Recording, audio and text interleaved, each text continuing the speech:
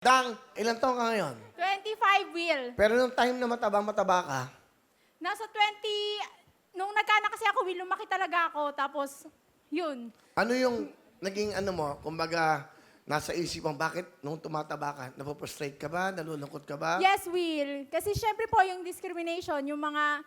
Ito nga po pala, sinashoutout ko po pala yung mga tumawag sa akin ng butanding, mataba, baboy.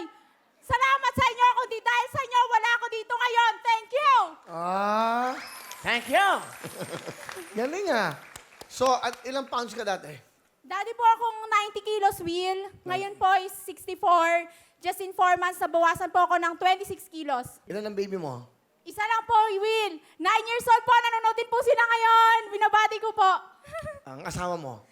Ano po, 29 years old, Will. Nasa bahay rin po sila ngayon mag-ama. Hello! Andito na ang mami mo maganda. Yes! Pero ano ang paraan? Anong ginawa ang paraan?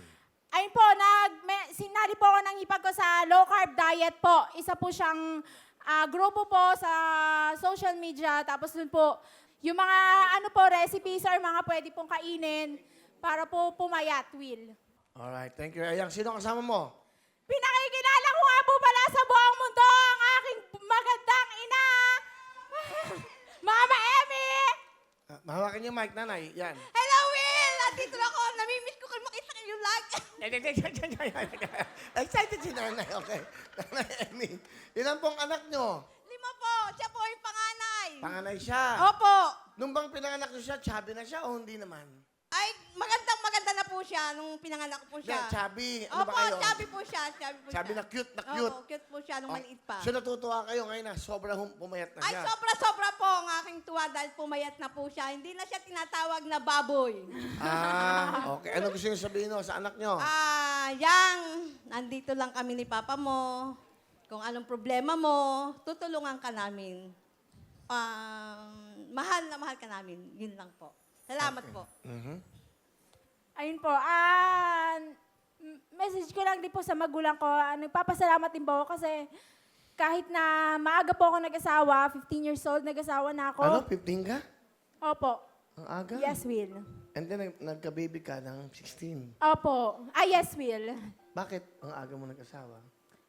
Ayun po, kasi maagang na-in love eh. Na-in-love ka. Pero since then po, siya rin po yung kasama ko hanggang ngayon.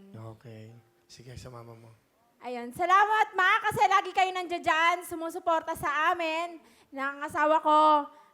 Kahit naging matigas yung ulo ko dati, nandiyan pa rin kayo. Maraming salamat. Mahal na mahal ko kayo ni Papa. Andito lang kami magkakapatid para sa inyo. Salamat. Bigyan mo ng jacket si nanay niya. Yung sa asawa mo, ano gusto mong sabihin?